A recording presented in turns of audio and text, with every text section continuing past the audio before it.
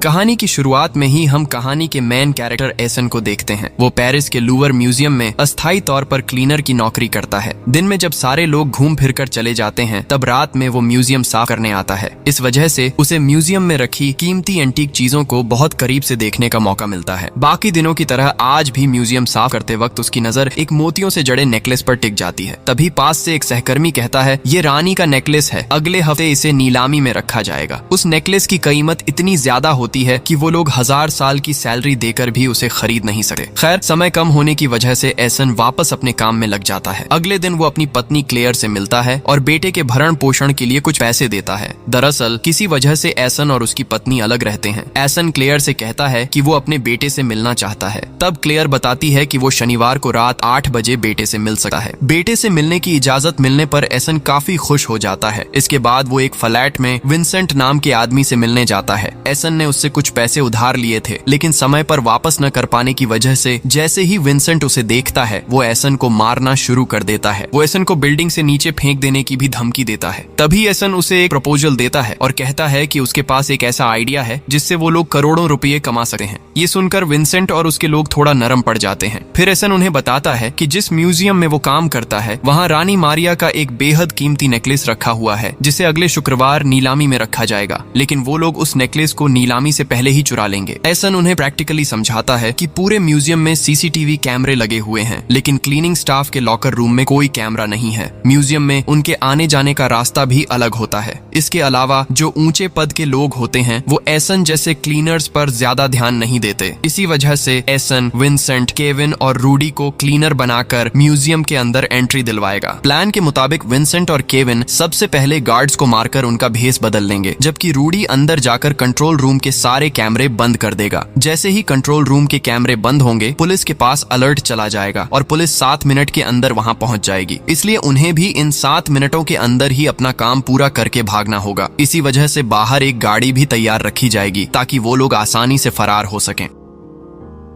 Plan पूरी तरह से तैयार होने के बाद वो लोग शुक्रवार का इंतजार करने लगते हैं। शुक्रवार को नीलामी का आयोजन आधिकारिक तौर पर शुरू होता है। देश विदेश से कई अमीर लोग उस नेकलेस को खरीदने आते हैं। उन्हीं लोगों के बीच छद्मवेश में मिस्टर पॉल नाम की एक नकली आईडी बनाकर एसन भी उस नेकलेस को खरीदने वहां पहुंचता है। दूसरी तरफ विंसेंट, केविन और रूडी भी क्लीनर का भेस बनाकर अंदर घुस जाते हैं और किसी को भी उन पर शक नहीं होता। प्लान के मुताबिक विंसेंट और केविन दोनों गार्ड्स को मारकर उनकी जगह संभाल लेते हैं और रूडी को ग्रीन सिग्नल दे देते हैं। तभी रूडी कंट्रोल रूम में जाकर ऑपरेटर को मार देता है और सारे सीसीटीवी कैमरे बंद कर देता है। इसके बाद वो एसन को मैसेज करके इसकी इन्फॉर्मेशन दे देता है। उधर नीलामी में उस नेकलेस की बोली सबसे ज्यादा 42 मिलियन तक पहुंच चुकी होती है और ये कीमत खुद एसन ने ही लगाई होती है। लेकिन समय बचाने के लिए वो अचानक 60 मिलियन की बोली लगा देता है ताकि कोई और उस नेकलेस की कीमत बोलने की हिम्मत न कर सके। एसन के इतने ज्यादा दाम बोलने के बाद भी किसी को उस पर शक नहीं होता, क्योंकि उसकी फेक प्रोफाइल में उसकी कुल संपत्ति 576 मिलियन दिखाई गई होती है। इसी बीच 2 मिनट बीत चुके होते हैं। रूडी तेजी से बाहर खड़ी गाड़ी में जाकर बैठ जाता है, जबकि एसन नीलामी ऑफिसर के साथ वॉल्ट रूम की तरफ जाता है। वहाँ पहले से ही विंसेंट और केविन गार्ड के भेस में ड्यूटी पर खड़े होते हैं। नीलामी ऑफिसर एसन से कहता है कि पूरा पेमेंट करने के बाद ही उसे नेकलेस मिलेगा। इसके जवाब में एसन कहता है कि वो पेमेंट करने से पहले एक बार नेकलेस को हाथ में लेकर देखना चाहता है, क्योंकि इसके पीछे वो बहुत बड़ी रकम खर्च कर रहा है। नीलामी ऑफिसर वॉल्ट का लॉक खोल देता है और एसन को नेकलेस देखने देता है। जैसे ही एसन नेकलेस को हाथ में लेता है, विंसेंट और केविन अचानक उन पर झपट पड़ते हैं। वो दोनों एसन समेत वहां मौजूद बाकी 2 ऑफिसर के हाथ पैर बांध देते हैं और नेकलेस लेकर वहां से फरार हो जाते हैं। असल में विंसेंट और उसके साथियों ने प्लान किया था कि वो एसन को धोखा देकर नेकलेस खुद ही लेकर फरार हो जाएंगे, लेकिन उनका ये प्लान कामयाब नहीं हो पाता।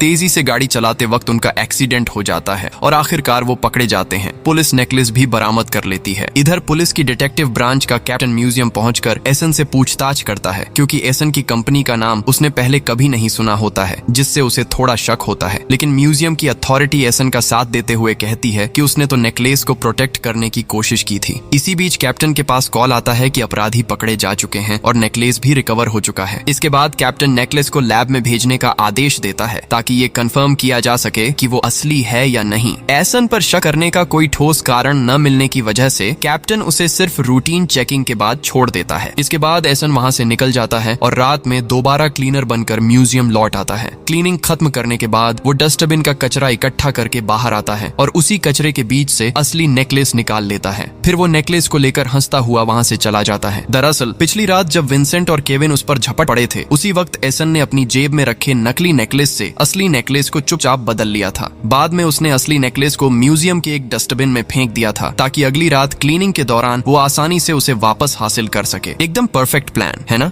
लेकिन ये प्लान एसन ने एक ही दिन में नहीं बनाया था, बल्कि वो पिछले 25 सालों से इस नेकलेस को पाने की प्लानिंग कर रहा था। मगर ऐसा क्यों? ये जानने के लिए हमें 25 साल पीछे जाना होगा। उस वक्त एसन के पिता बाबा कार पेलेग्रिनी फैमिली में ड्राइवर की नौकरी किया करते थे और रानी का ये नेकलेस दरअसल पेलेग्रिनी फैमिली की ही संपत्ति था। एसन के पिता बेहद ईमानदार इंसान थे और पूरी श्रद्धा और ईमानदारी से अपनी जिम्मेदारी निभाते थे। एक दिन मिसेज पेलेग्रिनी एसन के पिता से कहती हैं कि उनके होम लाइब्रेरी में बहुत सारी किताबें हैं, वो चाहें तो पढ़ने के लिए किताबें ले जा सकते हैं। इसी वजह से एसन के पिता एसन के लिए आर्सेन लुपिन नाम की एक किताब ले आते हैं। कुछ दिनों बाद ही मिस्टर पेलेग्रिनी एसन के पिता पर नेकलेस चोरी का इल्जाम लगा देते हैं। इस झूठे आरोप की वजह से एसन के पिता को जेल जाना पड़ता है। इसके बाद एक दिन छोटा सा एसन जेल में अपने पिता से मिलने जाता है। वहाँ वो देखता है कि अपमान सहन न कर पाने की वजह से उसके पिता ने फांसी लगाकर सुसाइड कर लिया होता है। यहीं से एसन के अंदर उस नेकलेस को हासिल करने की एक अजीब और जिद्दी आग जल उठती है। 25 साल इंतजार करने के बाद करीब एक हफ्ते पहले ही एसन को न्यूज से पता चलता है कि वो नेकलेस बरामद कर लिया गया है और अब उसे लूवर म्यूजियम में रखा गया है। साथ ही ये भी खबर होती है कि एक हफ्ते बाद उस नेकलेस की नीलामी होने वाली है। यही वजह थी कि एसन ने प्लान बनाकर म्यूजियम में क्लीनर की नौकरी ली और साथ ही अपने लिए एक फर्जी बिजनेस प्रोफाइल भी तैयार कर ली। यहाँ तक कि विंसेंट से पैसे लेना भी एसन के प्लान का ही हिस्सा था। दरअसल वो सिर्फ उनकी मदद पाने के लिए ही पैसे उधार लेने का बहाना बनाता है। और सबसे आखिर में नीलामी से पहले एसन अपने दोस्त बेंजामिन से बिल्कुल वैसा ही दिखने वाला एक नकली नेकलेस बनवा लेता है। इसी तरह एक परफेक्ट प्लानिंग के जरिए आखिरकार असली नेकलेस एसन के हाथ लग जाता है। उधर इस केस के एक और इंचार्ज इंस्पेक्टर यूसुफ को लैब से कॉल आता है कि जो नेकलेस उन्होंने बरामद किया था वो नकली है। ये सुनते ही वो परेशान हो जाता है। तभी उसकी नजर डेस्क पर रखी आर्सेन लुपिन की एक किताब पर पड़ती है, क्योंकि ठीक उसी किताब की कहानी की तरह ही पिछली रात चोरी हुई थी। यूसुफ समझ जाता है कि चोर जरूर आर्सेन लुपिन से ही प्रेरित है। इधर सीन शिफ्ट होता है और अगले दिन एसन को दिखाया जाता है, क्योंकि वो दिन शनिवार होता है और आज उसे अपने बेटे से मिलने जाना होता है। एसन अपने बेटे से मिलता है और उसे घुमाने बाहर ले जाता है। वो अपने बेटे को वही आर्सेन लुपिन वाली किताब देता है जो उसके पिता ने 25 साल पहले उसे दी थी। दरअसल यही किताब एसन की जिंदगी बदलने वाली साबित हुई थी। इसके बाद हम देखते हैं कि एसन अपने दोस्त बेंजामिन से नेकलेस के बारे में बात कर रहा होता है। बेंजामिन नेकलेस को टेस्ट करने के बाद बताता है कि पेलेग्रिनी फैमिली ने इसके बारे में झूठ बोला था। उनका कहना था कि 25 साल पहले चोरी के बाद इस नेकलेस के डायमंड 7 अलग अलग देशों में बेच दिए गए थे और बाद में उन देशों से डायमंड वापस लाकर दोबारा जोड़ दिए गए। लेकिन जब बेंजामिन नेकलेस को चेक करता है तो ऐसा कुछ भी नहीं मिलता। नेकलेस शुरू से बिल्कुल वैसा ही है, किसी भी डायमंड पर एक भी खरोंच तक नहीं है। ये सुनते ही एसन को पूरा यकीन हो जाता है कि ये नेकलेस कभी चोरी हुआ ही नहीं था। इसका मतलब साफ था कि 25 साल पहले उसके पिता को झूठे केस में फंसाया गया था। तब एसन बेंजामिन से कहता है कि वो नेकलेस के सारे डायमंड निकाल दे। इसके बाद एसन मिसेस पेलेग्रिनी को मिलने के लिए एक चिट्ठी भेजता है। उस चिट्ठी के साथ वो सबूत के तौर पर एक डायमंड भी भेज देता है। चिट्ठी में मिलने की लोकेशन, डेट और टाइम सब कुछ लिखा होता है। उसी के मुताबिक मिसेस पेलेग्रिनी उससे मिलने पहुंचती है। एसन पिज्जा डिलीवरी बॉय के भेस में मिसेस पेलेग्रिनी से मिलता है और उससे पूछता है कि उसने उसके पिता को नेकलेस चोरी के आरोप में क्यों फंसाया था। लेकिन मिसेस पेलेग्रिनी पुलिस प्रोटेक्शन के साथ आई होती है। उसने अपने कपड़ों में एक स्पाई कैमरा और सुनने की मशीन भी लगा रखी होती है। एसन ये बात समझ जाता है और तुरंत हाथ से उस स्पाई कैमरे को ढक देता है। तब मिसेस पेलेग्रिनी एसन को पैसों के बदले मामला रफा दफा करने की पेशकश करती है, लेकिन एसन इससे साफ इनकार कर देता है। वो अपने पिता की इज्जत वापस पाना चाहता है, न कि पैसा। इधर जैसे ही स्पाई कैमरा बंद होता है, छद्मवेश में मौजूद पुलिस ऑफिसर्स उनकी तरफ बढ़ने लगते हैं। एसन हालात को भांप जाता है और तुरंत अपनी साइकिल उठाकर भागने लगता है। पुलिस भी उसके पीछे दौड़ पड़ती है, लेकिन तभी वहाँ कई और पिज्जा डिलीवरी बॉय आ जाते हैं, जिससे पुलिस कंफ्यूज हो जाती है। शक के आधार पर वो एक गॉलर गलत डिलीवरी बॉय को पकड़ लेते हैं और उसी मौके का फायदा उठाकर एसन कपड़े बदलकर आराम से वहाँ से निकल जाता है। असल में मिसेस पेलेग्रिनी से मिलने से पहले एसन ने यहाँ की लोकेशन का इस्तेमाल करके ये सारे पिज्जा ऑन ऑर्डर करवा दिए थे ताकि उसे भागने का मौका मिल सके। खैर, एसन घर लौटता है और अपने पिता की मृत्यु से पहले जेल से लिखी गई एक चिट्ठी निकालता है। चिट्ठी की आखिरी लाइन में उसके पिता लिखते हैं कि सच तो लाइब्रेरी में मिलेगा, लेकिन उनके पिता ने लाइब्रेरी शब्द को जानबूझकर गलत लिखा था क्योंकि उन्हें स्पेलिंग के मामले में बहुत सेंसिटिव होना। एसन इसे समझ जाता है कि ये कोई कोड लैंग्वेज है। वो पूरी रात विश्लेषण करता है और एक नाम निकालता है ETN कॉमेट। ये आदमी पहले किसी लाइब्रेरी में काम करता था और जेल में उसके पिता के पास बैठा था। अब भी वो आदमी जेल में है, शायद उसके पिता के बारे में कुछ जानता हो, इसलिए एसन उससे मिलना चाहता है, लेकिन आदमी बीमार होने की वजह से मिलने का मौका नहीं मिलता। फिर भी एसन पीछे नहीं हटता और खुद जेल में जाने का फैसला करता है। दरअसल हाल ही में एसन का ममातो भाई किसी केस में जेल गया था और वो देखने में बिल्कुल उसके जेम्स भाई जैसा था। एसन उसी का भेष बनाकर जेल के अंदर जाता है और उसके ममातो भाई की जगह वह बाहर निकलता है। जेल के अंदर पहुंचकर एसन कोमेट के सेल में जाता है, लेकिन वहां जाकर पता चलता है कि कोमेट वहां नहीं है, बल्कि उसे जेल के हॉस्पिटल में भर्ती कराया गया है। तब एसन चालाकी से जेल के 2 कैदियों के बीच झगड़ा करवा देता है। वो कैदी एसन के पेट में ब्रश घुसा देते हैं, जिसकी वजह से एसन को भी तुरंत हॉस्पिटल में भर्ती कर लिया जाता है। यही मौका देकर एसन कोमेट से मिलता है और उसे अपनी पहचान बताता है। कोमेट उसे बताता है कि एसन के पिता ने उसके पास एक किताब रखी थी और कहा था कि अगर कोई आदमी उसकी तलाश में यहाँ आए तो उसे वो किताब दे देना और कहना कि सारे जवाब इसी किताब के अंदर हैं। उसी रात एसन गार्ड्स को रिश्वत देकर दोबारा कोमेट के सेल में जाता है और वहाँ आर्सन लुपिन सीरीज की एक और किताब ढूंढ निकालता है। अपने सेल में लौटकर जब एसन किताब खोलता है तो देखता है कि उसके पिता ने चाय से किताब के कुछ शब्दों को मार कर रखा था। एसन उन शब्दों को जोड़ता है और तब उसे असली मैसेज समझ में आता है। उसके पिता कहना चाहते थे, मैं निर्दोष हूँ, एनी पेलेग्रिनी ने मुझे फंसाया है। ये सच्चाई जानने के बाद एसन के दिल में एनी पेलेग्रिनी के लिए गुस्सा और नफरत भर जाती है, लेकिन बदला लेने के लिए सबसे पहले उसे जेल से बाहर निकलना जरूरी होता है।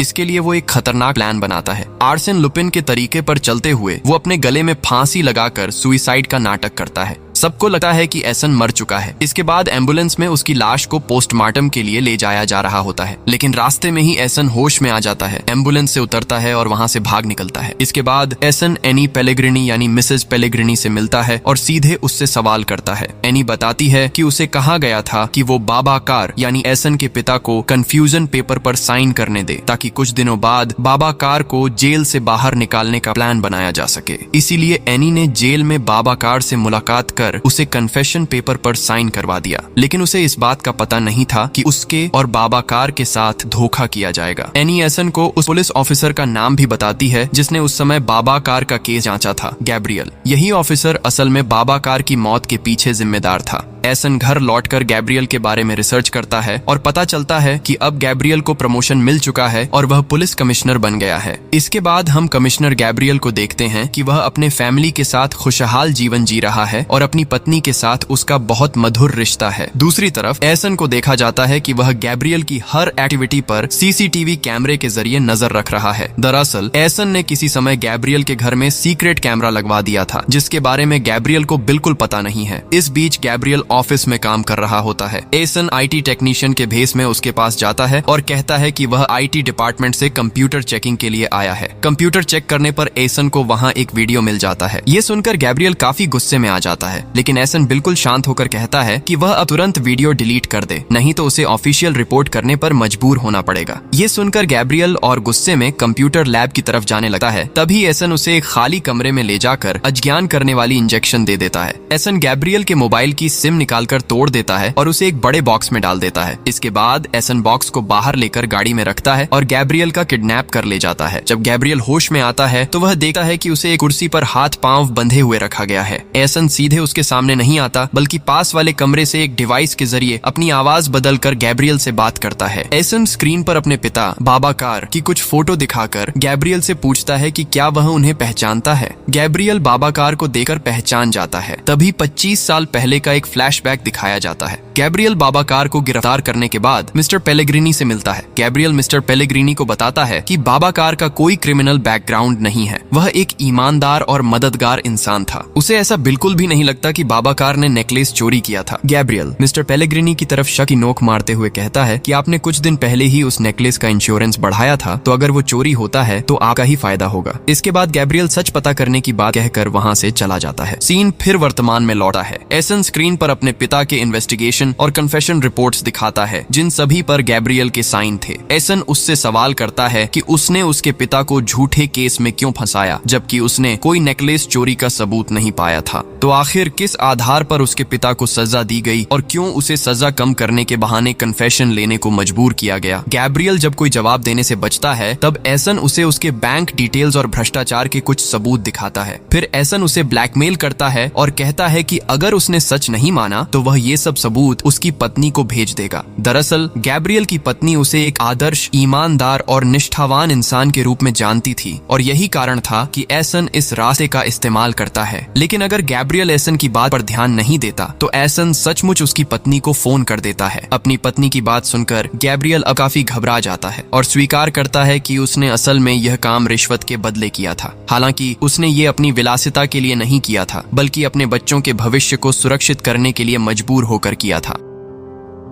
दूसरी तरफ डिटेक्टिव ब्रांच का वही कैप्टन बाबाकार के उस केस फाइल के साथ बैठा होता है। फाइल में कमिश्नर गैब्रियल का नाम भी लिखा होता है। तभी एक सहकर्मी आता है और बताता है कि कमिश्नर का किडनैप हो गया है। कमिश्नर के किडनैप होने की खबर सुनते ही थाना में हड़कंप मच जाता है। वे सीसीटीवी फुटेज चेक करते हैं और एसन को वहां देखते हैं, लेकिन वीडियो क्लियर न होने के कारण उसे पहचान नहीं पाते। कमिश्नर का मोबाइल भी बंद मिलता है, लेकिन इंस्पेक्टर यूसुफ बताता है कि कमिश्नर के मोबाइल में सिम के अलावा एक अलग चिप लगी है। इसके बाद वे तेजी से उस चिप को ट्रैक करते हैं और गैब्रियल के मोबाइल का लोकेशन पता कर लेते हैं। तुरंत ही सब लोग उसे बचाने के लिए निकल पड़ते हैं। दूसरी तरफ एसन एआई की मदद से गैब्रियल का डीप फेस बनाकर उसे ब्लैकमेल करता है और पूरी सच्चाई बताने के लिए धमकी देता है। एसन उसे चेतावनी देता है कि अगर उसने असली सच नहीं माना तो यह सच सभी के सामने खुल जाएगा। ये सुनकर गैब्रियल घबरा जाता है और कहता है कि बाबाकार के केस के बारे में उसे बस इतना ही पता था। वह एसन से रिक्वेस्ट करता है कि उसे छोड़ दिया जाए और इसके साथ ही वादा भी करता है कि एसन के बारे में वह किसी को कुछ नहीं बताएगा। एसन कहता है कि भले ही पुलिस पर पूरा भरोसा करना ठीक नहीं है, लेकिन फिर भी वह गैब्रियल पर भरोसा करके उसे छोड़ देता है। दूसरी तरफ पुलिस ऑफिसर्स उस ट्रैक की हुई लोकेशन पर पहुंचते हैं और उस बॉक्स को खोजते हैं। बॉक्स खोलने पर उन्हें वहां सिर्फ कमिश्नर का मोबाइल मिलता है। जब वे गाड़ी के ड्राइवर से पूछताछ करते हैं तो ड्राइवर बताता है कि उसे उबर से बुलाया गया था और उसे किडनैप के बारे में कुछ भी पता नहीं था। उसे सिर्फ इतना कहा गया था कि सिटी हॉल से कुछ चीजें लानी है। ये सुनकर इंस्पेक्टर यूसुफ कहता है कि कमिश्नर को किडनैप करके जरूर सिटी हॉल में रखा गया होगा, क्योंकि ये आर्सन लुपिन की तकनीक है सारे लोगों का ध्यान दूसरी तरफ हटाकर खुद बिल्कुल सबके नजदीक रहते हुए काम पूरा करना। यूसुफ फोर्स के साथ सिटी हॉल पहुंचता है, लेकिन उसके पहुंचने से कुछ सेकंड पहले ही एसन वहां से निकल चुका होता है। सिटी हॉल में प्रवेश करते ही पुलिस कमिश्नर गैब्रियल को सेफ और सही सलामत पाती है। अगले सीन में देखा जाता है कि कैप्टन ऑफिसर सोफिया से बात करते हुए बिल्डिंग में प्रवेश कर रहे हैं। उन्हें समझ नहीं आता कि कमिश्नर को 4 घंटे तक किडनैप किए जाने के बाद भी वह किडनैप के बारे में कोई इन्फॉर्मेशन क्यों नहीं दे रहा और साथ ही किडनैपर ने उससे कुछ भी मांग क्यों नहीं की। यही चीज उनके लिए अजीब लग रही थी। इस दौरान इंस्पेक्टर यूसुफ कैप्टन को बुलाता है और कहता है कि उसे एक क्लू मिला है। वह बताता है कि नीलामी के दिन मिस्टर पॉल के नाम से जो व्यक्ति चोरी कर रहा था और कमिश्नर को किडनैप करने वाला था, असल में वही एक ही व्यक्ति था। इसके अलावा वह ये भी बताता है कि 25 साल पहले जब नेकलेस पहली बार गायब हुआ था, उस केस के इंचार्ज भी गैब्रियल ही थे। इसलिए उस घटना और हाल के कुछ दिनों में हुई घटनाओं का पूरा कनेक्शन साफ हो जाता है। दूसरी तरफ कमिश्नर गैब्रियल घर लौटकर सभी स्पाई कैमरों को ढूंढकर नष्ट कर देता है। फिर वह नहाने के लिए बाथरूम में जाता है। इस दौरान 25 साल पहले का एक फ्लैशबैक दिखाया जाता है। उस फ्लैशबैक में मिस्टर पेलेग्रिनी गैब्रियल को धमकी देते हुए बाबाकार को फंसाने के लिए मजबूर कर रहे थे।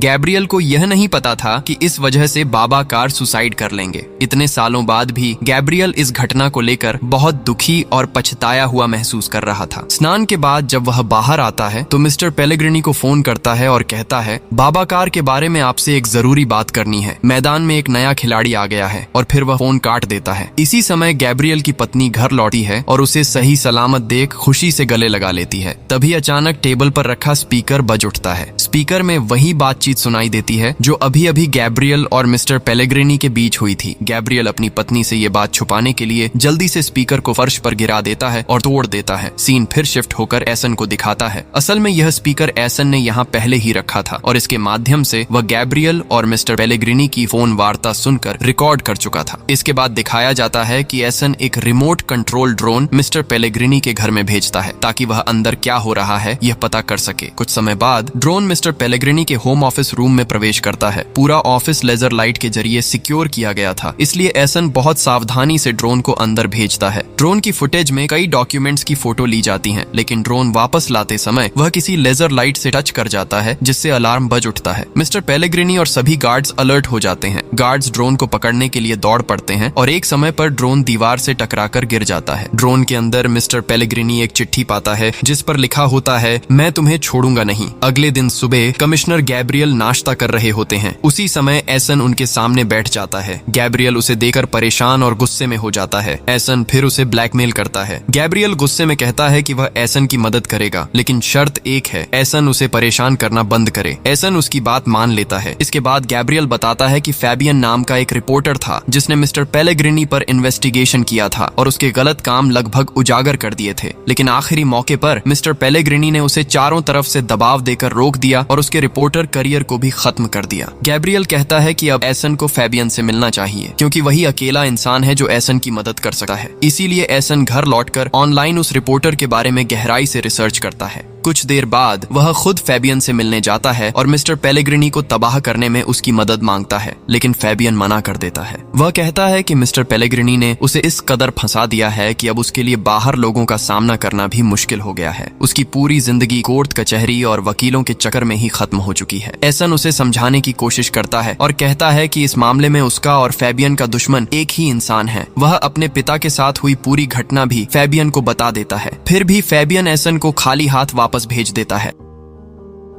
अगले दिन जब एसन अपना काम खत्म करके घर लौट रहा होता है, तभी फैबियन खुद उसके सामने आकर खड़ा हो जाता है। फैबियन कहता है कि मिस्टर पेलेग्रिनी ने उसकी जिंदगी की सबसे कीमती चीज छीन ली है, उसका करियर। अब उसके पास खोने के लिए कुछ भी नहीं बचा। यही वजह है कि वह अब एसन की मदद करने के लिए तैयार है। इसके बाद फैबियन एसन को अपने घर ले जाता है और दोनों मिलकर मिस्टर पेलेग्रिनी से बदला लेने की प्लानिंग शुरू करते हैं। एसन कहता है कि उसे ऐसा ठोस सबूत चाहिए जिससे वह मिस्टर पेलेग्रिनी की पूरी दुनिया हिला सके। इस पर फैबियन जवाब देता है, मेरे पास बिल्कुल ऐसा ही एक सबूत है। इसी बीच पुलिस ब्यूरो में दिखाया जाता है कि कमिश्नर के किडनैप के दिन का सीसीटीवी फुटेज और एसन की फोटो लेकर वे सॉफ्टवेयर के जरिए उसका स्केच बनाने की कोशिश कर रहे हैं। सॉफ्टवेयर में एसन के 4 अलग अलग चेहरे का एनालिसिस हो रहा था। दूसरी तरफ फैबियन एसन को ऑब्जेक्टर पत्रिका के ऑफिस के सामने ले जाता है, जहाँ फैबियन पहले रिपोर्टर के तौर पर काम करता था। फैबियन बताता है कि तीसरी मंजिल के आखिरी कमरे में एक स्टोरेज रूम है। वहाँ एक बॉक्स रखा है जिस पर लिखा है स्पोर्ट्स 1980। बॉक्स के अंदर एक हरा वीडियो कैसेट है। फैबियन खुद इस ऑफिस में नहीं जा सकता क्योंकि उसे वहां प्रवेश से रोक दिया गया है, इसलिए एसन को ही यह काम करना होगा। एसन जैसे ही अंदर प्रवेश करता है, फैबियन गार्ड को एक झूठी कॉल करता है और कहता है कि वह इन्वेस्टिगेशन डिपार्टमेंट की नताली बोल रही है। वह गार्ड को बताती है कि एक इन्फॉर्मर अभी एक इम्पोर्टेंट फाइल लेकर आएगा, उसे सीधे तीसरी मंजिल में उसके ऑफिस रूम में दे देना। गार्ड फैबियन की बात पर विश्वास करता है और एसन को ऑफिस में प्रवेश करने देता है। एसन आसानी से वीडियो कैसेट ढूंढकर वापस आ जाता है। जब एसन घर लौटकर वीडियो कैसेट चलाता है तो फैबियन बताता है कि 1996 में मलेशिया के कुआलालंपुर में एक टेररिस्ट अटैक हुआ था जिसमें 11 लोग मारे गए थे। इनमें से 8 लोग फ्रेंच नागरिक थे। इस हमले का कारण प्रतिशोध था क्योंकि एक दालाल हथियार व्यवसायियों को धोखा दे रहा था और वह दालाल कोई और नहीं बल्कि मिस्टर पेलेग्रिनी था। वीडियो कैसेट में देखा जा सकता है कि पेलेग्रिनी हथियार व्यवसायियों के साथ डील करता है। फैबियन की समझ से पता चलता है कि उसने नेकलेस चोरी का झूठा मामला बनाकर और उसके इंश्योरेंस के पैसे का इस्तेमाल करके यह हथियार व्यापार किया। वीडियो से यह भी स्पष्ट होता है कि पेलेग्रिनी द्वारा बेचे गए हथियारों से कुआलालंपुर में फ्रांस की एम्बेसी को उड़ाया गया। लेकिन एसन पूरा वीडियो नहीं अपलोड करता, सिर्फ वीडियो का एक स्क्रीनशॉट लेकर वह उसे फैलाता है ताकि पेलेग्रिनी डर जाए। स्क्रीनशॉट जल्दी ही वायरल हो जाता है और मिस्टर पेलेग्रिनी की बेटी जूलियट तक पहुंच जाता है। जूलियट जब यह अपने पिता को दिखाती है तो पेलेग्रिनी सब कुछ नकार देता है और कहता है कि यह विपक्षी दल की साजिश है और कोई उसे फंसाने की कोशिश कर रहा है। लेकिन मामला यहीं यहीं खत्म नहीं होता। जल्दी ही मीडिया में भी इस खबर को लेकर हलचल मच जाती है। पेलेग्रिनी मीडिया से भी यही बात कहता है और धमकी के अंदाज में कहता है कि जो भी उसके नाम पर बदनामी फैलाने की कोशिश कर रहा है उसे प्रमाण के साथ उसके पास आना चाहिए। इसी दौरान रिपोर्टर्स की भीड़ में से फैबियन माइक्रोफोन लेकर आगे बढ़ता है और मिस्टर पेलेग्रिनी से सवाल करता है, क्या आपके हाथ अब भी उस टेररिस्ट अटैक में मारे गए लोगों के खून से लाल हैं?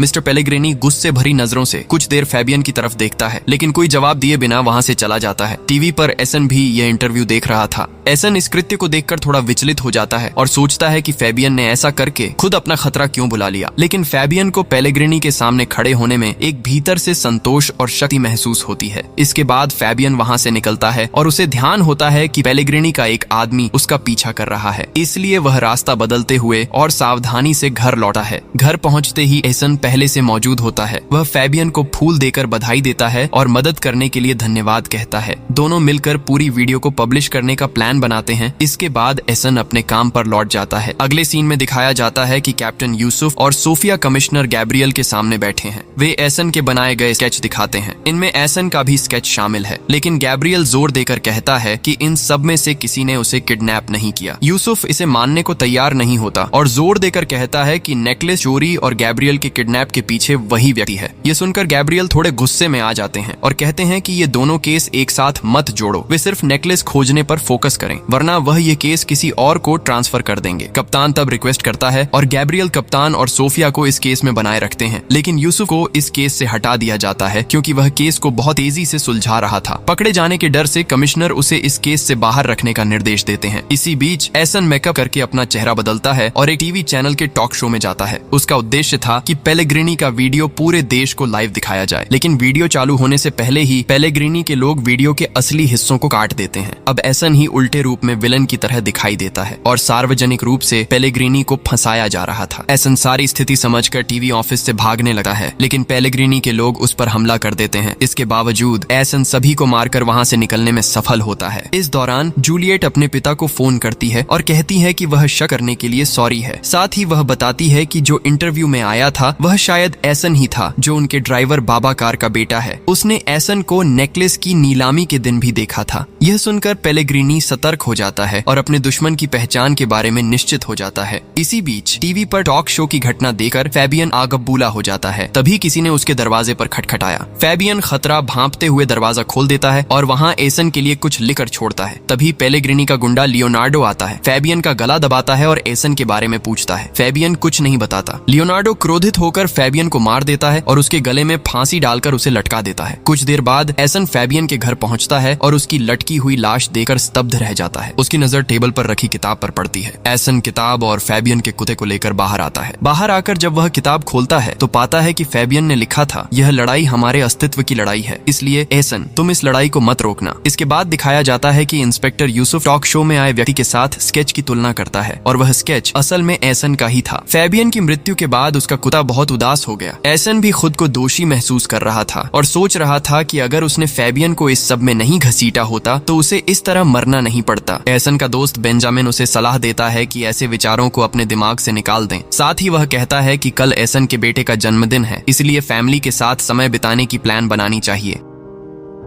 अगले दिन सुबह जब एसन अपने बेटे से मिलने जा रहा था तो वह महसूस करता है कि कोई उसका पीछा कर रहा है। यह वही व्यक्ति था जिसने फैबियन को मारा था। एसन उसके हाथ से बचने के लिए भागता है और अंततः अपनी पत्नी के घर पहुंच जाता है। एसन अपने बेटे को एक गिफ्ट बॉक्स देता है जिसमें आर्सेन लुपिन जैसी ड्रेस, टोपी आदि थे। उसके पिता की तरह बेटा भी आर्सेन लुपिन का फैन था, इसलिए यह गिफ्ट उसे बहुत पसंद आता है। एसन सभी से जल्दी तैयार होने के लिए कहता है और फिर फैमिली के साथ बाहर घूमने निकलता है। वे ट्रेन से एट्रेटे जा रहे थे जो आर्सेन लुपिन की यादों से जुड़ा हुआ स्थान था। ट्रेन में फैमिली के साथ एसन का समय बहुत अच्छा गुजर रहा था। इस दौरान उसकी पत्नी क्लेयर उनके तीनों की एक सेल्फी लेती है। एसन जब सेल्फी देखता है तो झूम करके ध्यान देता है और पाता है कि उनकी पिछली सीट पर लियोनार्डो बैठा है। एसन नहीं चाहता था कि उसका फैमिली परेशानी में पड़े, इसीलिए वह लियोनार्डो का ध्यान भटकाने की कोशिश करता है। एसन पहले ट्रेन में सबके सामने अपने बेटे का जन्मदिन सेलिब्रेट करता है, फिर क्लेयर से कहता है कि वह देखे कि उसे कोई ड्रिंक चाहिए या नहीं और ट्रेन के पीछे की तरफ चला जाता है। लियोनार्डो उसके पीछे जाने लगा है। एसन ट्रेन की टिटिकरी को पार करते हुए उसकी चाबी चोरी कर लेता है। इसके बाद वह स्टोरेज केबिन की तरफ जाता है और लियोनार्डो को भी वहां जाने के लिए मजबूर करता है। स्टोरेज केबिन में दोनों के बीच हाथापाई शुरू हो जाती है। अंततः एसन लियोनार्डो को स्टोरेज में अटकाकर बाहर से ताला लगा देता है और अपने फैमिली के पास लौटता है। लेकिन थोड़ी ही देर बाद लियोनार्डो वापस आता है और फैमिली के बीच ही बैठ जाता है। यहाँ वह एसन के बेटे के साथ बातें शुरू कर देता है। इस स्थिति में लियोनार्डो से बचने के लिए एसन कप्तान को एक मैसेज भेजता है, मैं मिस्टर पॉल बोल रहा हूँ, मैं 2 मिनट में ले हरवे स्टेशन पहुंचूंगा। आपको 10 टाके की चाय, सिंगारा और समोसा खाने की दावत दी जाती है, ठीक है? याद दिला दूं, इस पॉल पहचान से ही मैंने नीलामी के दिन नेकलेस चोरी किया था। खैर, मैसेज देखकर कैप्टन तुरंत लोकल थाने को इन्फॉर्मेशन दे देता है। जब ट्रेन स्टेशन पर रुकती है, एसन अपनी पत्नी और बच्चे से कहता है कि वे पहले उतर जाएं और वह थोड़ी देर बाद आएगा। सभी उतर जाने के बाद लियोनार्डो एसन से कहता है कि वह चुपचाप उसके निर्देशों का पालन करे और उसके साथ जाए। एसन बिना किसी झमेला के लियोनार्डो के साथ ट्रेन से उतर आता है। ठीक उसी समय लोकल थाने की पुलिस उन्हें घेरे में ले लेती है, लेकिन ये पुलिस नहीं जानती थी कि पॉल वास्तव में कौन है, इसलिए वे संदेह के आधार पर लियोनार्डो को ही गिरफ्तार कर लेते हैं। लियोनार्डो की जेब में एक पिस्तौल और नेकलेस का एक डायमंड भी पाया जाता है। इससे साबित होता है कि पॉल असल में था। दरअसल ट्रेन से उतरने से पहले एसन ने चालाकी से लियोनार्डो की जेब में डायमंड डाल दिया था। खैर, एसन अब आराम से अपनी पत्नी और बेटे के साथ बीच किनारे घूम रहा था। उसके बेटे को थोड़ी स्पेस देकर वह साइड में घूम रहा था। इस बीच कैप्टन और सोफिया एट्रेटे जाने की तैयारी कर रहे थे। उन्होंने कमिश्नर गाब्रियल से रिक्वेस्ट मांगी।